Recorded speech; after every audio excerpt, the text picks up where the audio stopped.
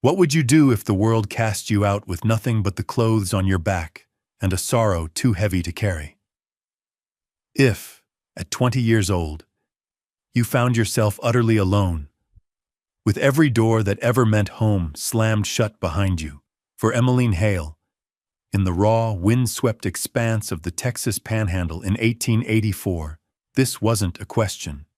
It was the dust in her throat and the ache in her bones. Thrown out by her own kin after her sister's passing, she was left with a handful of coins and a grief that had no place to rest. And so, in a moment of quiet desperation, she bought a forgotten county jailhouse for the grand price of $1. The town laughed. They called it Hale's Folly, a tombstone for a girl who had already lost everything. But the truth waiting inside those silent, grimy walls, scratched into the very stone by a man the world had also forgotten, was a secret that would unravel a town's darkest lie and rewrite its future forever. Settle in, and let us tell you a story of how the most dismissed places can hold the most powerful truths.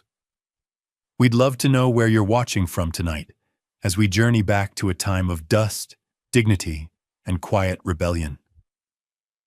Emmeline Hale arrived in Redemption Flats on the back of a freight wagon, clinging to a small carpet bag that held everything she owned: a change of dress, her sister's locket, and $37.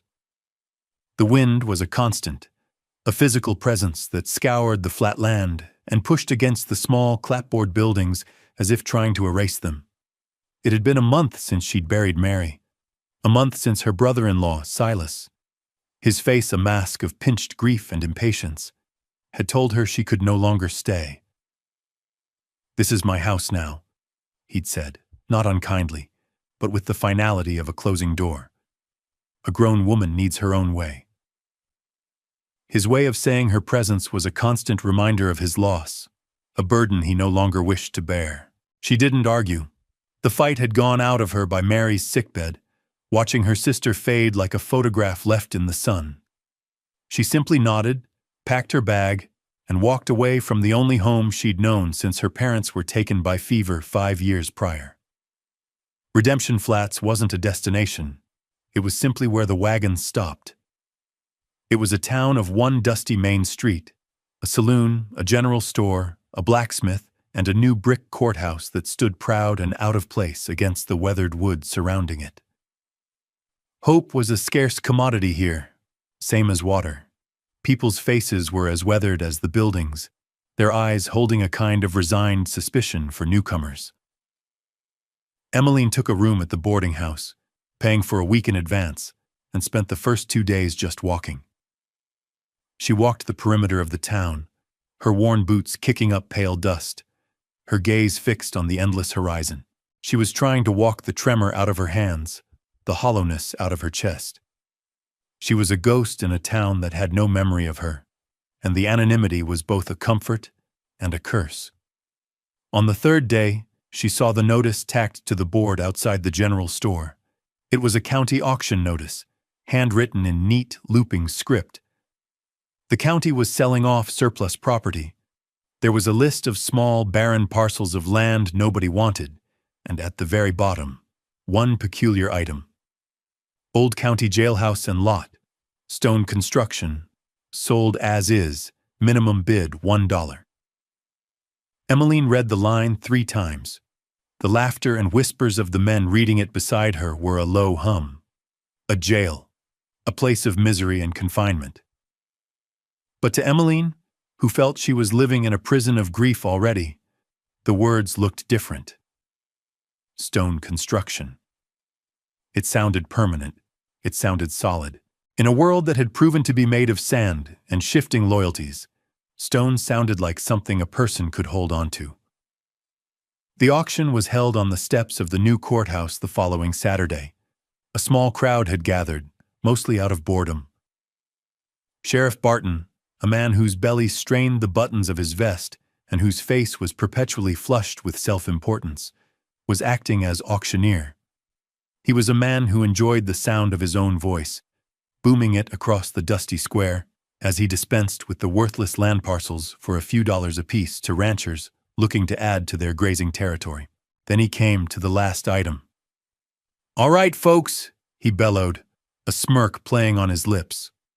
"Last on the docket, the old county jail. A fine piece of local history," he said, drawing a ripple of laughter from the crowd. "Built solid, I'll give it that. But the county's got no use for it. And frankly, it's an eyesore. We'll start the bidding at $1. Do I hear $1 for that useless pile of rocks?" He grinned, expecting silence. He wanted to declare it unsold, to eventually have it torn down. $1, a quiet voice said. The voice was clear and steady, but so unexpected it cut through the murmuring.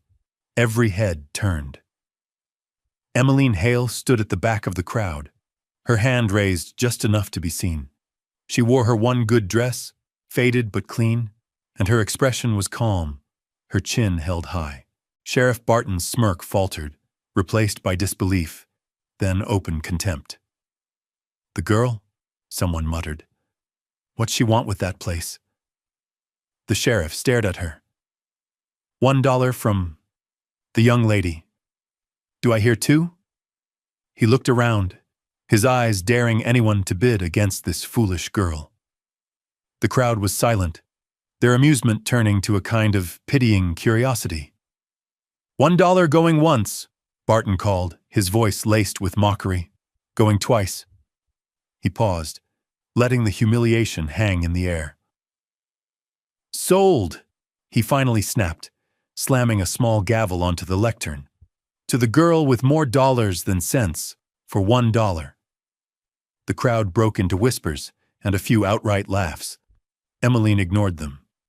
She walked forward through the parting sea of bodies, her gaze fixed on the deed in the sheriff's hand. She placed her silver dollar on the lectern. It rang with a clear, final sound in the sudden quiet. What could a lone woman possibly do with a derelict jailhouse on the edge of the Texas Panhandle? What secrets did those sun-bleached stones hold, and why had the town been so quick to forget the men who had lived and died within them? The answers would come not with a shout, but with the patient scrape of a brush against stone, revealing a truth more dangerous than anyone in Redemption Flats could ever imagine. Let us know in the comments what you think Emmeline should do first, and be sure to subscribe for more tales of forgotten history. Now, as the deed was placed in her hand, her ownership was official, but her trials were only just beginning. The walk to the general store was a gauntlet of stairs. Emmeline felt them on her back, on the side of her face, a mixture of pity, scorn, and sheer bewilderment. The purchase of the jailhouse had made her the town's newest and most baffling spectacle. Inside the store, the talk ceased the moment she pushed the door open, the little bell above it announcing her arrival with a cheerful jingle that felt entirely out of place. Mr. Henderson, the proprietor, a thin man with spectacles perched on his nose, simply looked at her over the rims. "Help you?" he asked, his tone neutral but his eyes full of questions. Emmeline needed supplies: a bucket, a stiff bristled brush, a bar of lye soap, a sack of flour, and some coffee. The barest essentials for survival and for the monumental task that lay ahead. As Mr. Henderson weighed out the flour, the whispers started again in the corner where a few ranchers were gathered. "Pile of rocks? Haunted, I hear. Old man Rook died in there. Coughed his last rite in that north cell." Emmeline kept her face forward, pretending not to hear, the names and warnings just more wind blowing past. As she stepped back out onto the wooden sidewalk, her arms laden with her purchases, Sheriff Barton blocked her path. He stood with his thumbs hooked in his belt, his shadow falling over her completely. "Well now, Miss Hale," he said, his voice a low, condescending drawl. "Got your housekeeping supplies, I see. Planning on scrubbing the sin out of those walls?" His deputies, standing behind him, snickered. Emmeline met his gaze and said nothing. Her silence seemed to irritate him more than any retort could have. "Let me give you some free advice," he continued, leaning closer, his voice dropping. That place ain't fit for a dog, let alone a lady. It's a tomb. You'd be wise to sell the lot for scrapstone and get on the next wagon out of town. He was trying to intimidate her, to make her feel small and foolish. He was succeeding in making her feel small, but a stubborn, quiet anger began to kindle in the cold place her grief had occupied. She gave a slight, almost imperceptible shake of her head. "It's my property now, Sheriff," she said, her voice barely above a whisper but firm. Barton's eyes narrowed. He held her gaze for a long moment, a silent battle of wills on a dusty street, before he finally straightened up with a dismissive snort. "Have it your way," he scoffed. "Enjoy your tombstone, girl." He and his men moved past her, their laughter trailing behind them. Shaken but resolute, Emmeline continued down the street. As she passed the alleyway beside the livery, a figure stepped out from the shadows. It was an old woman, her face a beautiful map of wrinkles, her hair in two long gray braids. She was Comanche, Emmeline guessed from her high cheekbones and the intricate beadwork on her deerskin vest. The townspeople gave her a wide berth, a mixture of fear and respect in their avoidance. The woman's dark eyes, sharp and intelligent, fixed on Emmeline. She looked at the bucket and brush in Emmeline's arms, then at her face. The woman took a step closer, her gaze so intense it felt as if she were seeing right through to the bone. She raised a leathery hand and pointed a single, steady finger toward the edge of town, in the direction of the old jail. "Some walls don't hold men in," the woman said, her voice raspy, like dry leaves skittering across stone.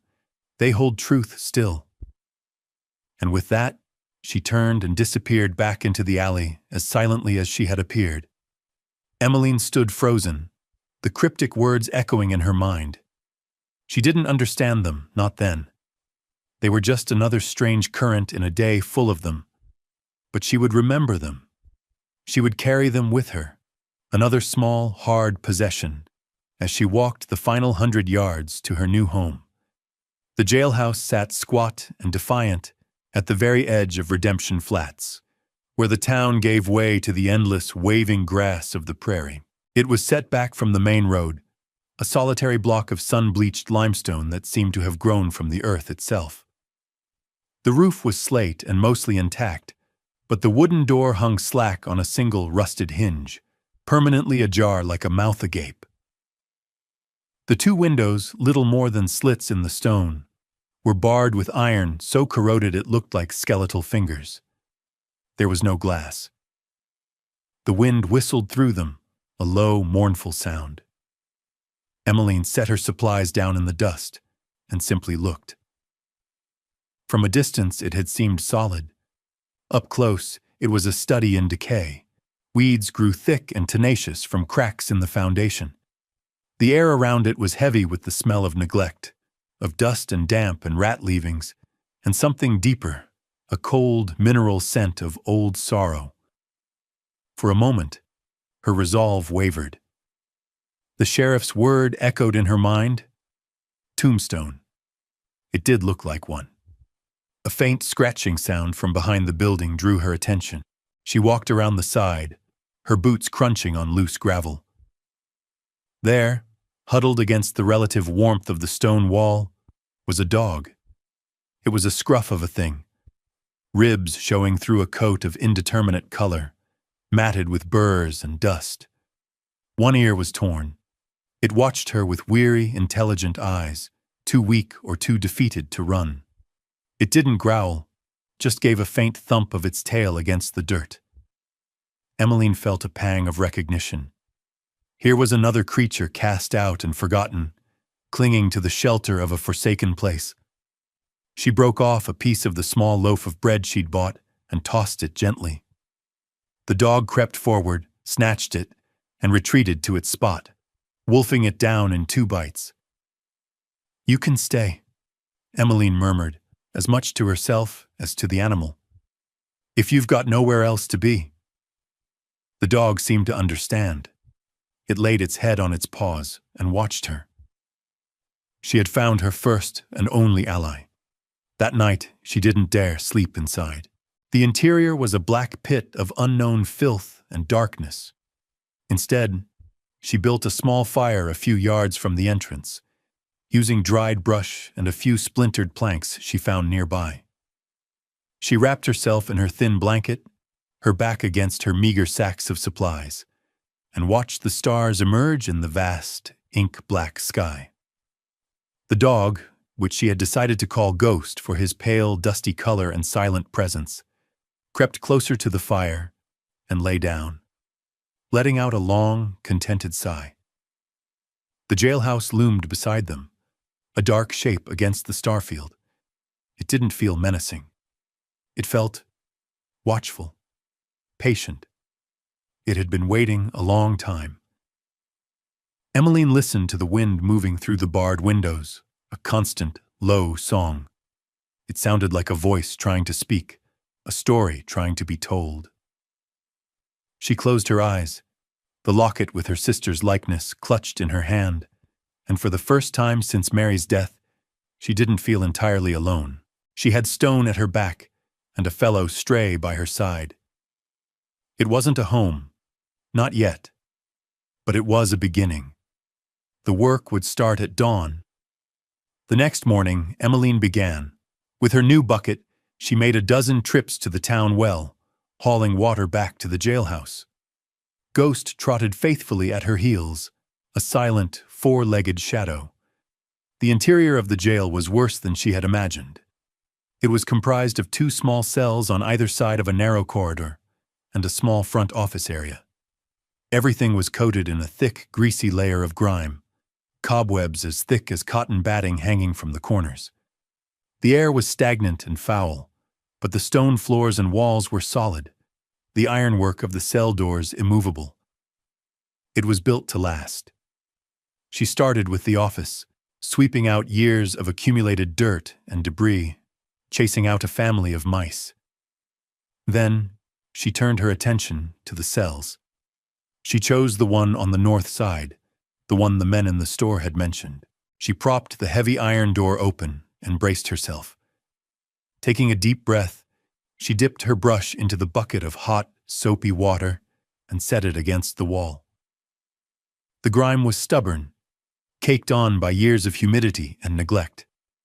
It took all of her strength to scrub, her arms and back quickly beginning to ache.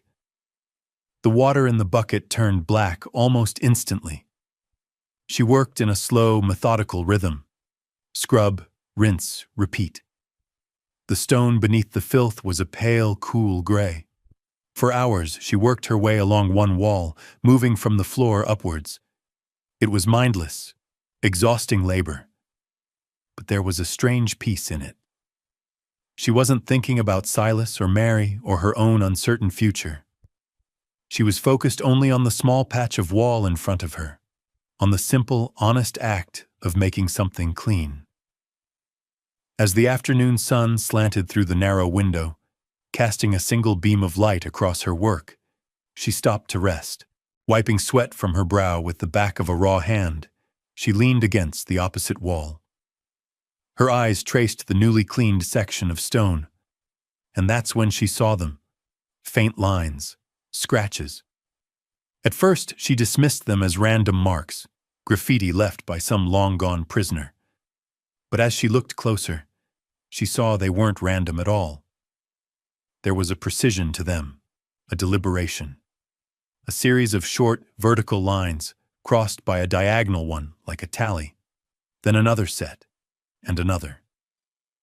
Below them, a date, crudely but clearly carved, 1878. Her fingers traced the cool stone. This was more than a mark. This was a record. She moved the lantern closer, her heart beginning to beat a little faster. Beneath the date, almost invisible against the gray stone, was a name. 5 letters, carefully etched with something sharp. J. Rook, the name from the store. The man who had died in this very cell. A shiver traced its way down her spine, a feeling that had nothing to do with the cool air. She was not alone in this cell. The ghost of Jay Rook was here, and he had left something behind. The discovery of the name spurred her on. The labor was no longer just about cleaning, it was about uncovering. For the next week, Emmeline worked with a feverish intensity. Every morning she rose with the sun, hauled her water, and began to scrub. Ghost would lie in the doorway, a watchful guardian, his head cocked as if listening to the secrets the stones were giving up. The work was brutal. Her hands were blistered and raw, her muscles screaming in protest. But with every square foot of wall she cleaned, more of the strange markings emerged. They weren't just in the north cell. The south cell held them too. It was a language of scratches, a tapestry of desperation and patience.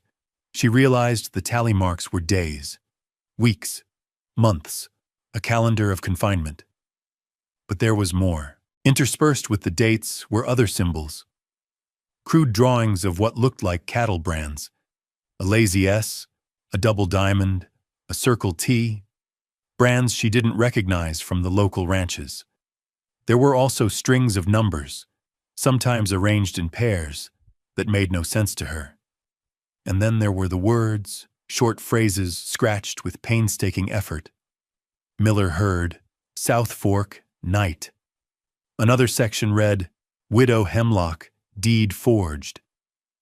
At night, by the flickering light of her single lantern, Emmeline began the second part of her work. She used the few precious sheets of paper she owned and a piece of charcoal from the fire to meticulously transcribe the carvings from the walls. She drew the brands exactly as they appeared. She wrote down the numbers and the cryptic phrases. The walls of her small living space, the former jail office, became covered in these strange notes. It was a puzzle, and she felt a growing, urgent need to solve it.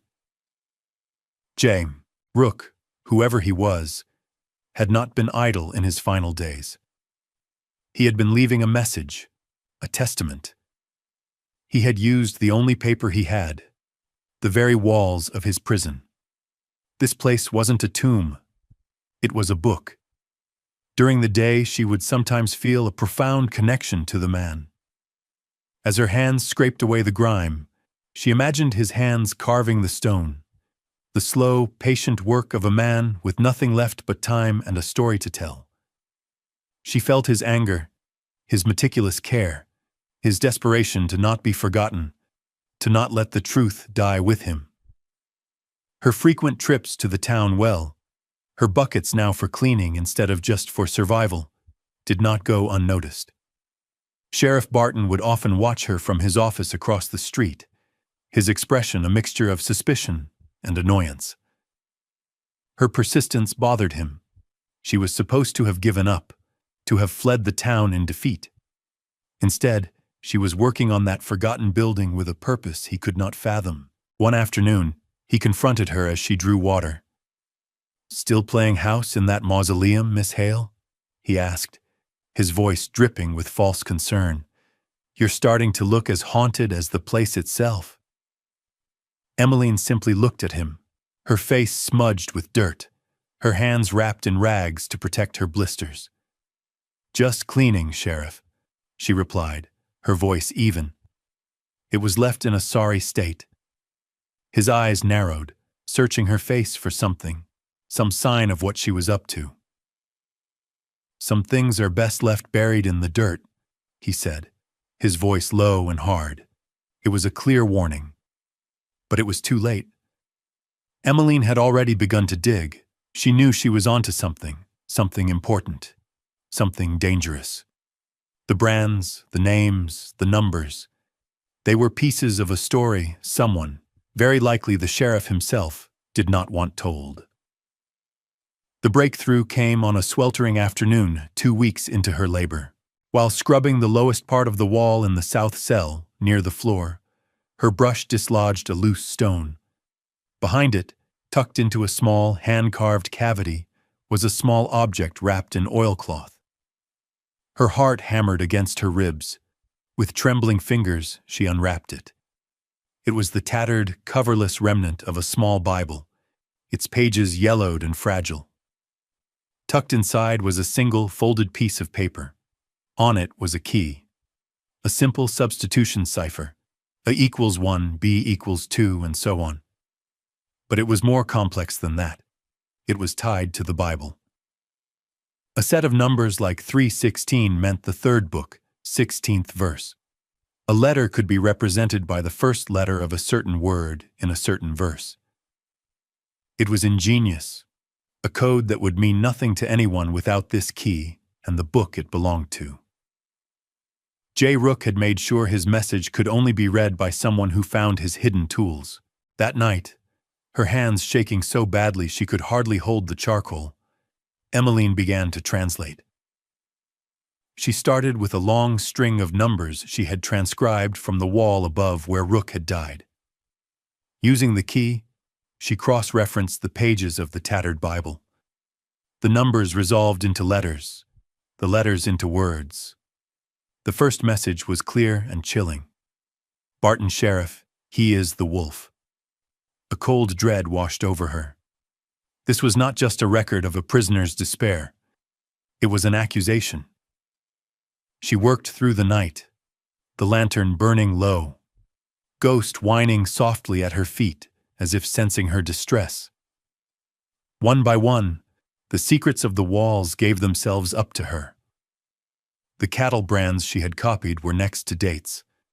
The cipher turned the accompanying numbers into names of ranches. Barton took Miller herd, drove them south to sell, blamed rustlers. The numbers that looked like coordinates were tied to a name she had seen, Widow Hemlock.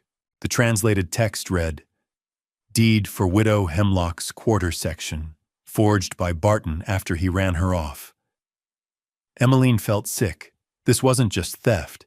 It was a systematic campaign of fraud and violence by the town's highest lawmen. The final, most damning message was carved directly over the spot where a prisoner would lay his head to sleep. It was the longest and the last. She translated it with a growing sense of horror, the words appearing on her paper like a ghost's confession. Barton shot Hemlock's boy when he came asking questions. Said it was me. He planted the gun. He lies. He is a murderer. God see this truth. J. Rook. Just like that, the puzzle was complete. J. Rook wasn't a killer. He was a witness. He had been arrested and silenced, left to die in this cell with the truth burning inside him. He had spent his last days, his last ounces of strength, turning his prison into a permanent, undeniable record of Sheriff Barton's crimes. Emmeline sat back on her heels. The transcribed pages spread before her on the stone floor. The wind moaned through the bars.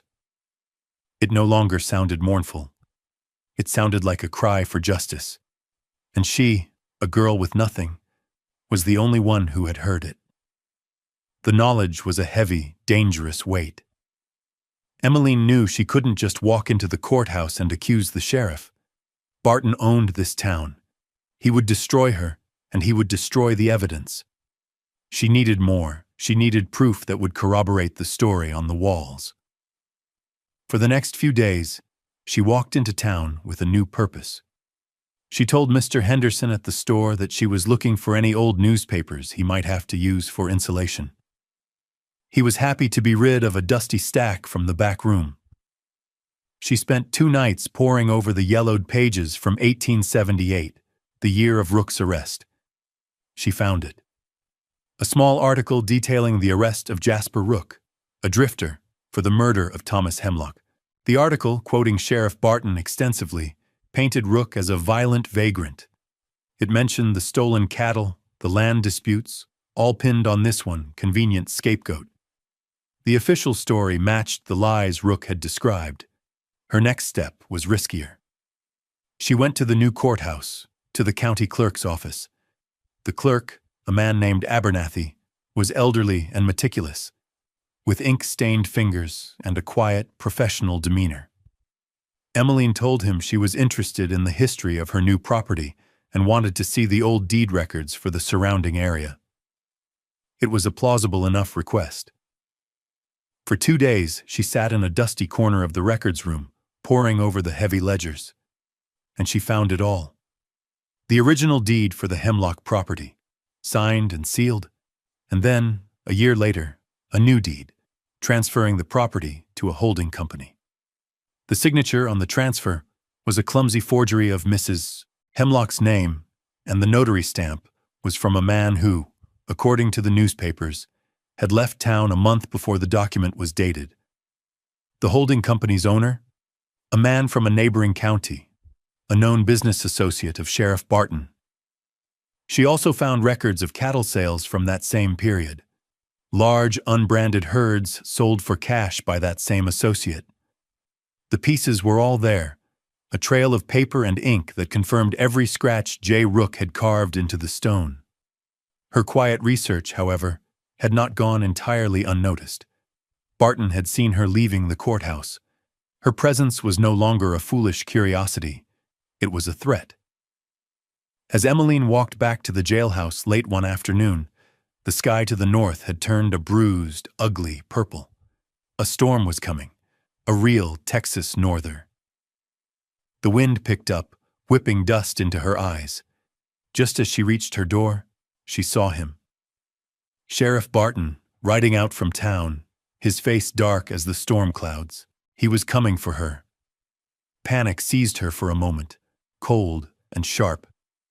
Just as he drew near, she heard another sound, the frantic shouts of a man and the terrified cries of a child. A wagon, its rear wheel splintered and broken, was stranded on the road not 50 yards away. A man, a woman, and a small girl were huddled against the raging wind. Barton ignored them, his eyes fixed on Emmeline. But she couldn't. "Get inside!" she screamed at the family over the howl of the wind. "Hurry!" She threw open the heavy wooden door to the jailhouse and helped the mother and child inside, while the father hobbled after them, his ankle clearly injured. She slammed the heavy door shut and dropped the thick iron bar into place just as the first drops of rain, cold as ice, began to fall. Through the barred window, she saw Barton rein in his horse, staring at the closed door, his face contorted in fury as the full force of the storm hit. He was forced to turn his horse and ride back, defeated by the gale. Emmeline leaned against the door, her heart pounding. She had used the jail not as a prison, but as a sanctuary. She had barred the door against the lawman to protect the innocent. In that moment, her choice was made. She would not run. She would see this through. The storm raged all night, a terrifying symphony of wind and rain. Inside the old jailhouse, the stone walls held firm, a bulwark against the chaos. Emmeline shared her meager supplies with the stranded family, the Clarks. The father, John, was a land surveyor from Amarillo. His wife, Sarah, cared for their daughter, Lily, who was mesmerized by Ghost, the dog, who seemed to sense the need for calm and lay quietly beside her. By the light of the lantern, surrounded by the transcribed secrets on the walls, Emmeline found the courage to tell them everything. She showed John Clark her notes, the brands, the coordinates, the story of Jasper Rook. John, a man accustomed to the precision of maps and ledgers, listened intently. He looked over her transcriptions, his brow furrowed in concentration. "These coordinates," he said, pointing to the numbers associated with the Hemlock property. "They're not just for the quarter section. They map out the spring-fed creek that waters the whole valley. Whoever controls that land controls the water for 50 miles. He looked at her, his expression grim. "This isn't just theft. This is a man trying to build an empire." When dawn broke, the world outside was washed clean. The storm had passed, leaving a calm, cool quiet in its wake.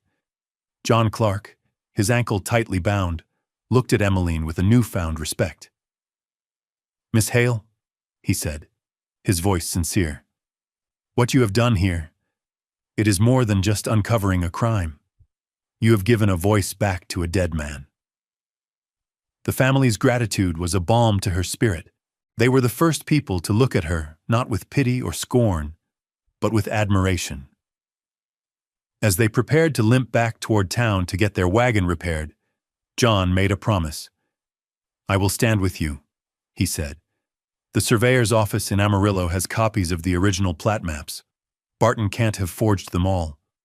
I will be your witness. He was the first pebble in what was about to become an avalanche. News of the family sheltered in the old jail spread through town faster than fire in dry grass. When Emmeline walked toward the courthouse later that morning, with John Clark hobbling beside her, something had changed. The whispers that followed her were no longer mocking. They were curious, uncertain. A few townsfolk, emboldened by the presence of an outsider, began to follow them. By the time she reached the courthouse steps, a small crowd had gathered. She didn't go to the sheriff's office. She went straight to the circuit judge, a stern, fair-minded man named Richter who was in town for the week. She found him in his chambers, with Mr. Abernathy, the county clerk, at his side. Sheriff Barton was there, too, already trying to poison the well, claiming Emmeline was a troubled, hysterical girl. But Judge Richter held up a hand for silence. "Miss Hale," he said, his voice even, "I am told you have something to present to this court." With a calm she did not feel, Emmeline laid her papers on his desk. The transcriptions from the wall, her notes from the old newspapers, the discrepancies she'd found in the deed ledger. She told the story of Jasper Rook, her voice clear and steady in the silent room. When she finished, Barton burst into laughter, loud and false. "This is absurd. The ravings of a dead murderer and a lonely girl. There's no proof." "There is," Mr. Abernathy, the quiet clerk, said, stepping forward. He had been listening, his face pale. "I always had my doubts about that Hemlock transfer. The notary's seal. It wasn't right." He pulled out the original ledger and opened it for the judge. At the same time, John Clark stepped forward, presenting his own professional assessment of the land grab and the forged survey lines. The judge looked from the ledger to Emmeline's notes, then to the sweating sheriff. "The walls, you say?" Judge Richter asked Emmeline. "The proof is on the walls?" "Yes, sir," she replied. "Every word." The judge stood. "Then we shall go and read them." The procession that walked to the old jailhouse was half the town. Judge Richter, Emmeline, the Clarks, Mr. Abernathy, and a humbled Sheriff Barton, with the townspeople trailing behind. They entered the clean, sunlit cells, and there, on the stone, faint but undeniable, was the truth. The brands, the dates, the names. J. Rook's meticulous, desperate testament, clear as day. The crowd was silent, their faces a mixture of shock and dawning anger. They were seeing their town's history, its deepest wound, laid bare. Sheriff Barton, standing in the cell where Rook had died, seemed to shrink. The bluster and arrogance were gone, replaced by the flat, empty look of a man who had been caught by a ghost. There was no need for a confession. The stones themselves were the accusers. Months passed. The autumn sun cast a long, golden light over Redemption Flats. The town felt different, lighter. Sheriff Barton was gone, removed by a U.S. Marshal and awaiting trial in a federal court.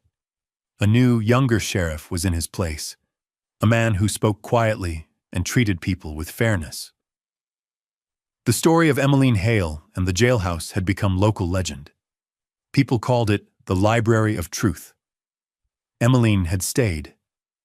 The old jail was her home now. She had put glass in the windows and planted a small garden of hardy vegetables and wildflowers out front. The door was never barred. Ghost, no longer a scrawny stray but a healthy, loyal companion, lay on the stone step, basking in the afternoon warmth. The townspeople no longer shunned her. They brought her things, a fresh-baked pie, a spare blanket, seeds for her garden. They would stop and talk, not about the past, but about the weather, the price of cattle, the future.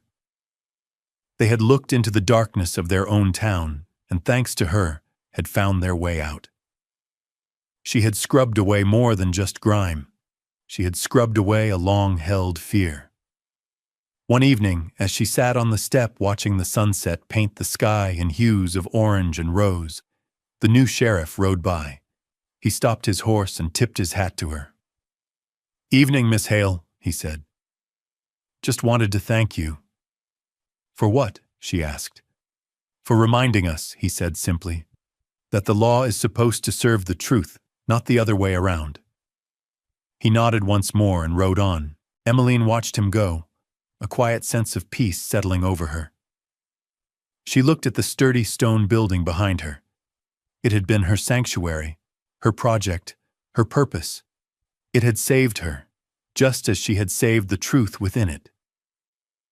Mr. Clark had offered to buy the property from her for a handsome sum, knowing the value of the land and its water rights. She had politely refused.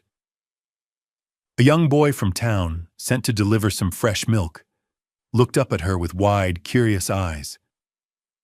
"Is it true what my pa says?" he asked, "that this used to be a jail?" Emmeline smiled, a real, gentle smile. She reached down and ran a hand over the cool, familiar stone of the wall, where a man's final words had waited so patiently. "It's not a jail," she said softly, answering a question she hadn't known she was asking herself all this time. "It's a library of truth." Thank you for staying with us to the very end of Emmeline's journey. Her story is a powerful reminder of the power of listening to the forgotten, and how one person's courage can bring light to the darkest of places. If you were moved by her quiet determination, please give this video a like and share it with someone who appreciates a story of justice hard-won. Don't forget to subscribe for more tales of history's hidden heroes. We'll see you next time.